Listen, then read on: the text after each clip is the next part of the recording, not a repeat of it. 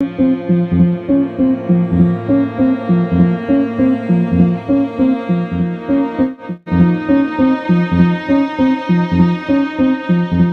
साहब दरवाजा खोलते ही देखते हैं कि एक अनजाना शख्स घर के बाहर खड़ा हुआ है। प्रिया उससे पूछती है, यस आप कौन? प्रिया की बात को सुनकर सामने का आदमी पूछता है, गुड इवनिंग मैडम, क्या मैं जान सकता हूँ कि आशीष साहब का एड्रेस क्या यही है? हाँ यही है, प्रिया जवाब देती है। मैडम हमारे कंपनी से आशीष साहब जी ने कुछ चीज़ ऑर्डर किए थे, उस चीज़ की डिलीवरी के लिए मैं आया हूँ, खड़ा हुआ वो अनजाना शख्स बोलता है। आशीष और उनके दोस्त डाइनिंग चेयर पर बैठ के प्रिया और उस आदमी की बातों को गौर से सुन रहे थे। उस आदमी की बात खत्म होते ही आशीष अपनी कुर्सी छोड़कर उठता है और झट से जाकर उस डिलीवरी बॉय को पेमेंट करके उस चीज़ को ले लेता है। वो डिलीवरी बॉय चले जाने के बाद आशीष माँ को वो चीज़ देता है और कहता है, माँ ये मेरे रूम में प्लीज़ रखाएंगे। प्रिया उस चीज़ को अपने हाथों से पकड़ती है और उस चीज़ के ऊपर जो नाम लिखा था उसे पढ़ती है, टूरिस्ट गाइडेंस ऑफ मेघालय। ओह तो इसके अंदर मैप बुक है। प्रिया कहती है, हाँ माँ मैप बुक नहीं तो इसके अंदर और क्या होगा? आशीष कहता है। प्रिया उसे लेकर जा ही रही थी, तब आशीष उसे टोकते हुए कहता है, अरे माँ आप रहने दो, मैं जब ऊपर कमरे में जाऊँगा तब इसे भी लेते जाऊँगा। आशीष की बात प्रिया को सही लग रही थी और वो उसे आशीष को वापस कर देती है। आशीष उस चीज़ को एक टेबल पर रखकर फिर से खाना खाने बैठ जाता है। यहाँ पर आशीष और उनके दोस्त बहुत ही ज़्यादा एक्साइटेड थे। वो लोग ये एहसास कर पा रहे थे कि हाँ पिकनिक का फीलिंग अब रियल में आ रहा है। जब तक कोई नॉलेज या फिर गाइडेंस हमारे साथ नहीं होता है तब तक हम लोगों को कुछ काम करने में मज़ा नहीं आता। एग्जाम्पल के तौर पर ये कह सकते हैं कि अगर आप किसी हिस्टोरिक प्लेस पर घूमने जाओ तो वहाँ की हिस्ट्री को जाने बगैर वहाँ पर घूमने में मज़ा नहीं आता। यहाँ पर भी कुछ ऐसा ही है, जब तक वो मैप हाथ में ना आ जाए तब तक वो एडवेंचर वाली फीलिंग नहीं आता है। यहाँ पर आशीष और उनके दोस्त खाना खाने के बाद मैप बुक्स को लेकर आशीष के स्टडी रूम की तरफ चले जाते हैं। आशीष सबके लिए एक एक मैप बुक ऑर्डर किया था, वो सबको एक एक बुक हाथों में देता है। सब लोगों की एक्साइटमेंट मैप बुक को लेने के बाद साथ में आसमान को छू रही थी। आखिर छुए ही क्यों ना, क्योंकि हाथ में मैप लेकर ये उनकी फर्स्ट एडवेंचर जो था। आशीष और उनके दोस्त बहुत ही गौर से उस मैप बुक को देखने लगते हैं। आशीष कुछ दिनों से मेघालय मैप को ऑनलाइन स्टडी कर रहा था, इसलिए आशीष को इसके बारे में अच्छा खासा नॉलेज था। आशीष उस मैप बुक को लेकर सावधानी से देखता है और कुछ चीज़ों को गौर करने के बाद आशीष अपने स्टडी टेबल पर जाके बैठ जाता है और आशीष को घेर कर उनके दोस्त खड़े हो जाते हैं। आशीष मैप को टेबल के ऊपर पूरा खोल के अपने प्लान को डिस्कस करने लग जाता है। कहाँ पर निर्जन कुटी स्टेशन है, कहाँ पर डर बंगलो है, वो लोग कहाँ पर घूमेंगे, सब कुछ वो लोग डिस्कस करने लग जाते हैं। उनकी प्लान डिस्कस करते करते कब रात के 8 बज गए वो उनको पता ही नहीं चलता। सब लोग 8 बजते ही आशीष को अलविदा करने के बाद अपने अपने घर चले जाते हैं। यहाँ पर आशीष और भी मन देकर मैप को स्टडी करने लग जाता है। स्टडी करते करते कब डिनर का टाइम हो गया उसे पता ही नहीं चलता। आशीष डिनर के बाद कानों में हेडफोन लगा के पॉकेट एफएम पर कहानी सुन रहा था। अचानक उसे एक ख्याल आता है। वो मोबाइल को तुरंत रखकर अपने कंप्यूटर खोलकर गूगल क्रोम को ओपन करके उस पेज पर चला जाता है जहां पर कुछ देर पहले वो आर्टिकल पढ़ रहा था। वैसे आशीष को बहुत ही ज़्यादा नींद आ रहा था, लेकिन उस आर्टिकल को याद करते ही उसका नींद दूर दूर चला गया। आशीष अपने बोतल को खोलकर धराधर पानी पी लेता है और फिर से वो आर्टिकल पढ़ना शुरू कर देता है जहां पर उसने कुछ देर पहले आर्टिकल को बीच में ही छोड़ दिया था। आनंद जोशी और उनके दोस्त पैर पर स्लीपिंग बैग के अंदर उस शेर को गौर से देख रहे थे। उस शेर ने जब उनकी तरफ पलटकर देखा तब उन्हें लग रहा था कि उनकी जान हाथों में आ गई हो।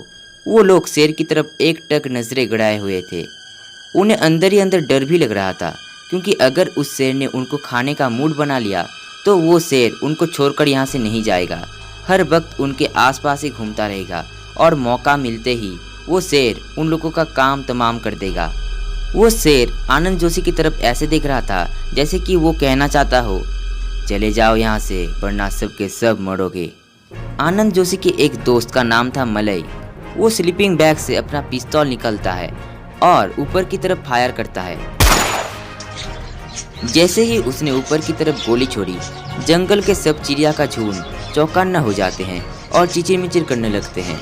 लेकिन अनफॉर्चुनेटली वो शेर वहाँ से डर के भागा तो नहीं, बल्कि वो शांत तरीके से चलते चलते उस पेड़ के सामने आ गया जिस पेड़ के ऊपर वो लोग थे। शेर को आते देखकर मलय घबरा जाता है और गलती से उसके हाथ का एक पिस्तौल नीचे गिरकर उस शेर के सर पर टकराता है। इतना भारी पिस्तौल इतने ऊपर से गिरते ही एक आवाज हुआ, टंग। आनंद और उनके दोस्तों को एक के बाद एक सरप्राइज मिलते जा रहे थे। नहीं भाई, गलती से पिस्तौल नीचे गिर गया इसलिए वो लोग सरप्राइज नहीं थे, बल्कि वो लोग तो सरप्राइज इसलिए थे क्योंकि पिस्तौल सीधा उस शेर के सर पर गिरा था। और वो लोग तो ये सोचकर हैरान थे क्योंकि पिस्तौल गिरते ही ऐसा आवाज हुआ जैसे मेटल से मेटल टकराने के बाद आती हो। क्या पता उस शेर को पिस्तौल गिरने की वजह से लगी भी होगी या नहीं। लेकिन इसके बाद शेर का गुस्सा और भी ज्यादा बढ़ गया था, क्योंकि इसके बाद ही वो शेर उनकी तरफ देखकर और एक बार जोर से दहाड़ता है।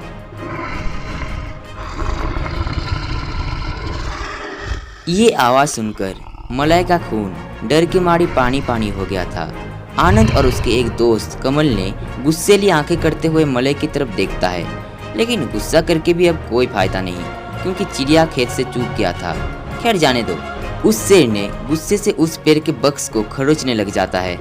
लेकिन इस बार आनंद और उनके दोस्तों की शायद किस्मत अच्छी थी, क्योंकि इस बार आनंद ने अपना पिस्तौल निकाला और सीधा शेर की तरफ निशाना करते हुए ट्रिगर दबा दिया। सारा जंगल फिर से गोली की आवाज से टहल उठा। आनंद के पिस्तौल से निकली गोली सीधा शेर की तरफ जाता है और उसके पेट पर जाके लगता है। लेकिन वो गोली शेर के पेट को छूते ही टिंग आवाज करके कहाँ पर जा गिरता है वो उनको भी नहीं दिखता। आनंद की गोली तो उस शेर को जख्म नहीं कर पाया, लेकिन उस घटना ने आनंद और उनके दोस्तों के मन को अच्छी तरह से जख्म कर दिया था। उनको तो अभी भी यकीन नहीं हो रहा था। उन लोगों को इतना डर लग रहा था जितना डर उनको जीवन में कभी भी नहीं लगा। मलय घबराते हुए कहता है, अबे ये क्या अजूबा है। लेकिन मलय की बात को कोई सुन नहीं पा रहा था, क्योंकि वो लोग शेर को देखकर बहुत ही ज्यादा गहरी सदमे में थे। वो शेर फिर से अपनी जगह पर खड़ा होता है, लेकिन इस बार उस शेर ने उन्हें कुछ नहीं किया, बल्कि शांत तरीके से अपने अंदाज में जैसे जैसे वो आया था वैसे वैसे वो जंगल के अंदर चला गया। जंगल के अंदर जाते ही आनंद और उसके दोस्तों के दिल की धड़कन फिर से नॉर्मल होना चालू हो गया।